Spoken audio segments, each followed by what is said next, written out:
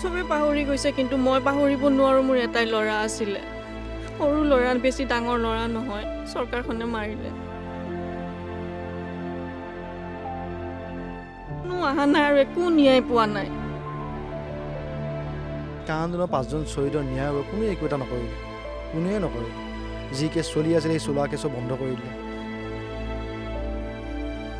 জুবিন গাৰ্গ ডাঙৰীয়া সমুজ্জ্বল ভট্টাচাৰ্য ডাঙৰীয়া লুৰিণজ্যোতি গগৈ ডাঙৰীয়া অখিল গগৈ ডাঙৰীয়া মানস ৰবীন ডাঙৰীয়া পলাশ চাংমাই ডাঙৰীয়া বৰষাৰাণী বাইদেউ অজয় ফুকন ডাঙৰীয়া আপোনালোক শ্বহীদ পৰিয়াল মুকলি প্ৰশ্ন কা আন্দোলন 5জন শ্বহীদৰ কাৰণে কিবা কৰিবনে কা আন্দোলন 5জন শ্বহীদে ন্যায় পাবনে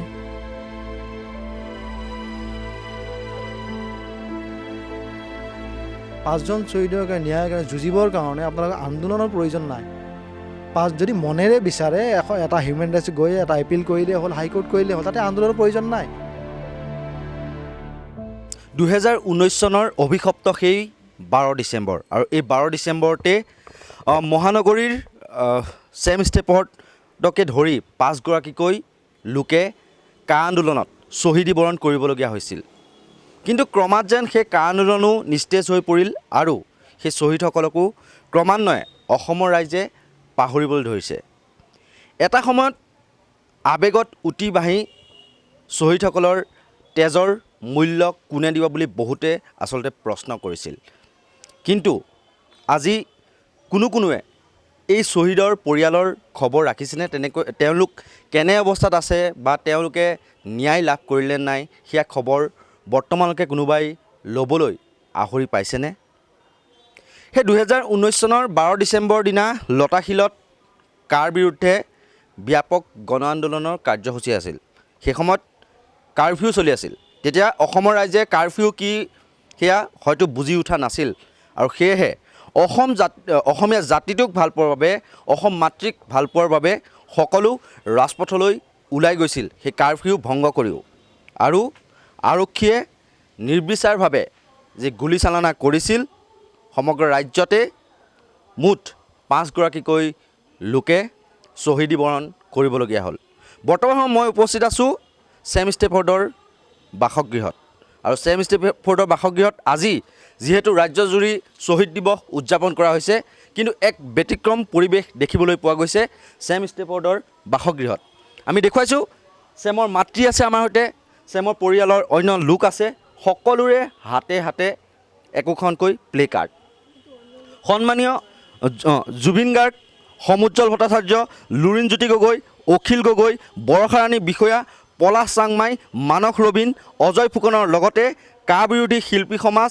ছাত্ৰ সমাজ বিভিন্ন জাতি জনগোষ্ঠীয় দল সংগঠনলৈ কা আন্দোলনৰ শ্বহীদৰ পৰিয়ালে মুকলি প্ৰশ্ন কৰা পৰিলক্ষিত হৈছে আৰু তেওঁলোকে সুধিছে এই পৰিয়ালটোৱে সুধিছে যে তেওঁলোকে ন্যায় পাবনে আমি এই সন্দৰ্ভত ছেমৰ মাতৃ আছে আমি মাতৃৰ সৈতে কথা পাতিম সেই অভিশপ্ত দিনটোৰ কথা আমি পুনৰাই আপোনাক আমি মনত পেলাই দিবলৈ বিচৰা নাই কিন্তু বৰ্তমান সময়লৈকে আপোনালোকে ন্যায় লাভ কৰা বুলি আপুনি ভাবেনে কি ক'ব লাগে বুলিয়ে ভাবোঁ মই মোৰ এটাই ল'ৰা আছিলে সেইখিনিয়ে আৰু তাৰ বাহিৰে মোৰ একো নাই আৰু বৰ্তমানলৈকেতো আগতে সকলো আহিছিল কিন্তু বৰ্তমান সময়ত কিছুমান ৰাজনৈতিক নেতা হ'ল কিছুমানে গাদী দখল কৰিলে হয় বহুতে গান নাচৰ মাজে প্ৰতিবাদ কৰিলে কিন্তু এতিয়া হঠাৎ যেন পাহৰি যোৱা যেন আপোনালোকৰ অনুভৱ হয় নেকি চবে পাহৰি গৈছে কিন্তু মই পাহৰিব নোৱাৰোঁ মোৰ এটাই ল'ৰা আছিলে সৰু ল'ৰা বেছি ডাঙৰ ল'ৰা নহয় চৰকাৰখনে মাৰিলে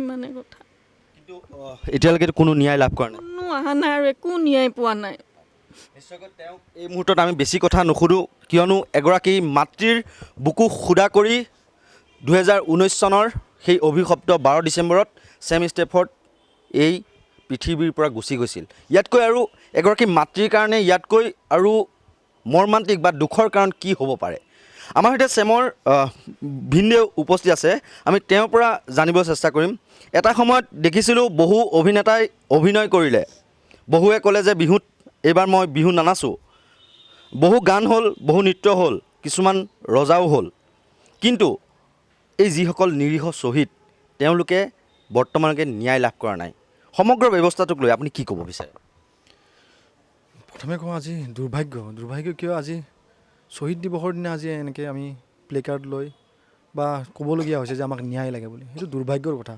আজি আমি এই দিনটোত ক'ব নালাগিছিল। যদি আজি এইখিনি ব্যৱস্থা কৰি দিলে হয় বা কৰিলে হয়, কোনোবা আগবাঢ়ি আহিলে হয়, তেতিয়া আজি আমি প্লে কাৰ্ড লৈ এনেকৈ থিয় হ'ব নালাগিলে। দুৰ্ভাগ্য।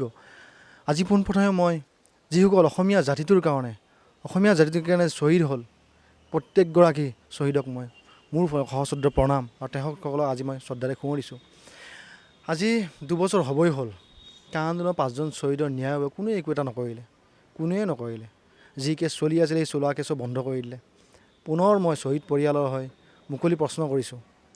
জুবিন গাৰ্গ ডাঙৰীয়া, সমুজ্জ্বল ভট্টাচাৰ্য ডাঙৰীয়া, লুৰিণজ্যোতি গগৈ ডাঙৰীয়া, অখিল গগৈ ডাঙৰীয়া, মানস ৰবীন ডাঙৰীয়া, পলাশ চাংমাই ডাঙৰীয়া, বৰষাৰাণী বাইদেউ, অজয় ফুকন ডাঙৰীয়া, আপোনালোক শ্বহীদ পৰিয়াল মুকলি প্ৰশ্ন।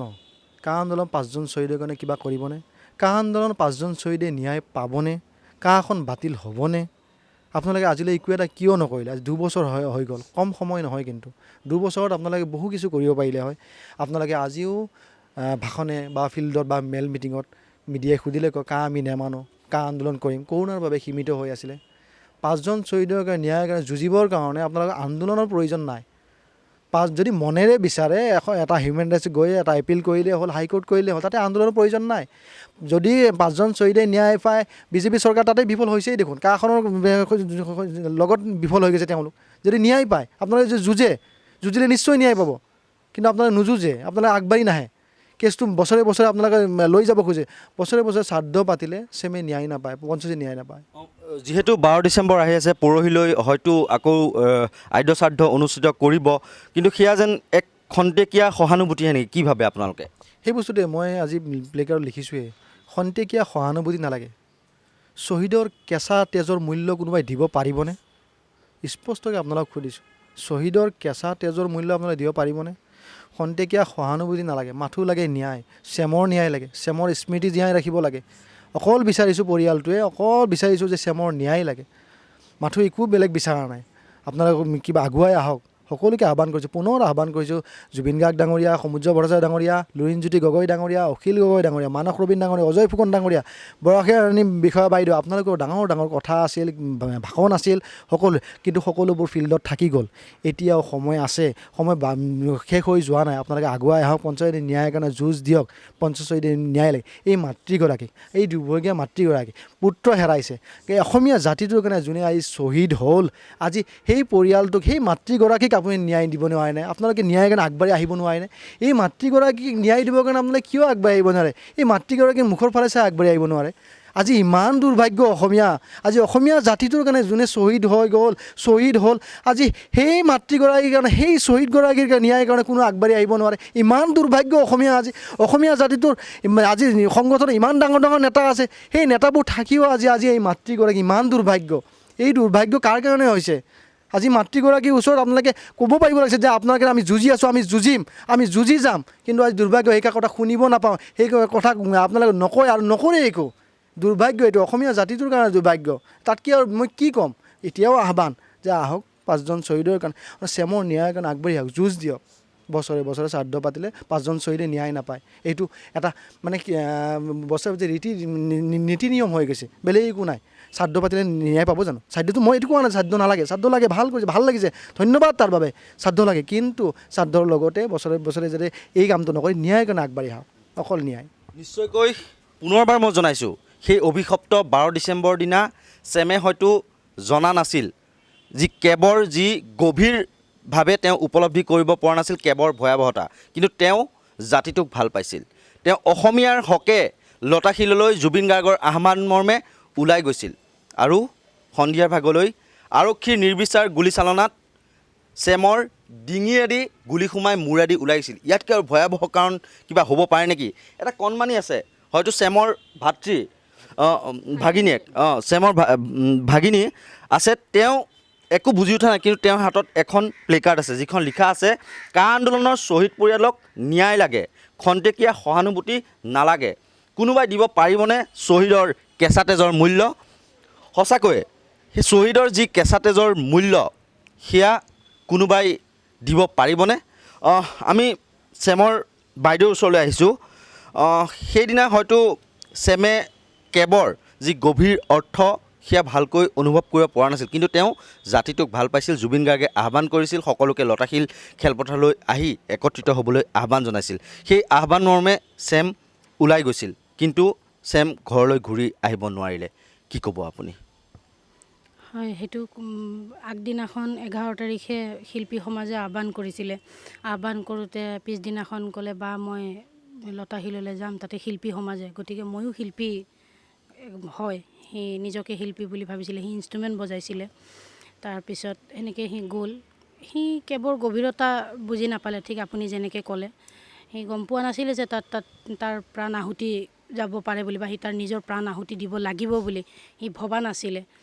কিন্তু আজি জাতিটোৰ বাবে তাৰ নিজৰ প্ৰাণ আহুতি দিলে, কিন্তু সি তাৰ মূল্য নাপালে। মোৰ মনে কয় নাপায়, কাৰণ আজি 2 বছৰ হ'ল। 2 বছৰ বহুত কম সময় নহয়, বহুত দীঘলীয়া সময়। এই 2 বছৰত আমি জীয়াই কেনেকৈ মৰি কেনেকৈ জীয়াই আছোঁ একমাত্ৰ আমি গম পাওঁ। এই 2 বছৰটো কেনেকৈ গৈছে, মাজত মাত্ৰ এটা দিন আছে। 12 তাৰিখে ৰাতিপুৱাৰ পৰা আমাৰ বুকুত এনেকুৱা একোটা জুই উঠে যিটো কোনো নুমাব নোৱাৰে। তাৰ কথাবোৰ মনত আহি থাকে, সি কেনেকুৱা কি কৰিছিলে, কেনেকুৱা ওলাই গৈছিলে, সেইবোৰ কথা মনত পৰি থাকে। গতিকে সেইবোৰ আনে বুজি নাপায়। আৰু এটা কথা, আজি প্লে কাৰ্ড ল'লোঁ, বা আজি আমাৰ দুৰ্ভাগ্য সেইটো দেই, মাৰ বেমাৰ হ'ল বা মা আজি মানসিক ৰোগী, সেইটোও আমাৰ দুৰ্ভাগ্য। কিন্তু আৰু এটা কথা ক'ব লাগিব, যাতে কোনেও মানে এইটো মনত ভাবি নলয় যে আমি তেওঁলোকক আজি জগৰীয়া কৰি পেলাই আমি আমাৰ ঘৰৰ পৰা এইটো প্ৰতিবাদ, এক কথাত ক'ব গ'লে প্ৰতিবাদে হয়, যিহেতু প্ৰতিবাদ কৰিছোঁ বুলি। আপোনালোকে ন্যায় পোৱা নাই, আপোনালোকে প্ৰতিবাদ কৰাৰ অধিকাৰ আছে নিশ্চয়। আৰু সেইটোৱে এক কথাত ক'ব গ'লে প্ৰতিবাদ হয়।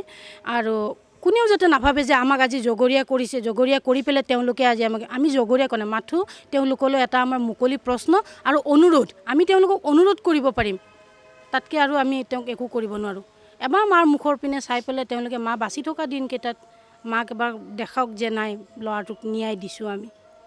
নিশ্চয়কৈ বাইদেউৰ হাতত এখন প্লে কাৰ্ড আছে, য'ত লিখা হৈছে, নে যতীন বৰা সীমান্ত শেখৰে কোৱাৰ দৰে কা আন্দোলন কেৱল আৱেগ আছিল, নে আঙুৰলতা ডেকাই কোৱাৰ দৰে কা আন্দোলন মাথো এখন নাটক আছিল, নে বিদ্যাসাগৰে কোৱাৰ দৰে কা আন্দোলন অপ্ৰাসংগিক আছিল, নে শাসকীয় দলৰ নেতা পালিনেতা আৰু অন্ধভক্তসকলে কোৱাৰ দৰে কা আন্দোলনৰ শ্বহীদসকল দুষ্কৃতিকাৰী আছিল।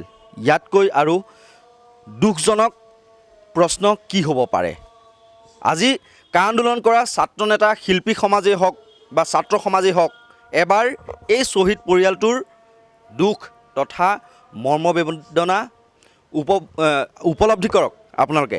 এগৰাকী মাতৃৰ চকুৰ পৰা হয়তো চকুলো নোযোৱাই হ'ল। 2019 চনৰ 12 ডিচেম্বৰ সেই সন্ধ্যাৰ পৰা তেওঁৰ চকুৰ পৰা চকুলো নোযোৱা হ'ল। বুকুত একুৰা জুই লৈ তেওঁ আজিও ছেম আহিব বুলিয়ে হয়তো বাট চাই আছে। আৰু মানসিকভাৱে তেওঁ বহুত ভাগি পৰা বুলি ইতিমধ্যে বাইদেৱে উল্লেখ কৰিছে। গতিকে এইগৰাকী মাতৃৰ যি মৰ্মবেদনা, সেয়া কা আন্দোলনকাৰী ডাঙৰ ছাত্ৰ নেতা, শিল্পী সমাজ আৰু যিসমূহ ছাত্ৰ সমাজ আছে সেইসকলে অনুভৱ কৰক। আৰু ন্যায় দিয়াৰ ক্ষেত্ৰত আপোনালোকৰ অকণমান সহায়ে হয়তো পৰিয়ালটোক, এই শ্বহীদৰ পৰিয়ালকেইটাক ন্যায় লাভ কৰাত সহায় কৰিব। তেওঁলোকে জাতিৰ বাবে মাত মাতি হৈছিল। আপোনালোকে যিদৰে জাতিৰ বাবে ৰাজপথৰ পৰা সেই চিঞৰনি লতাশিল খেলপথাৰ পোৱালৈকে বা চান্দমাৰী খেলপথাৰ পোৱালৈকে আপোনালোকে গান, নাচ, নৃত্য, অভিনয়ত মতলীয়া হৈ পৰিল। কোনোৱে যদি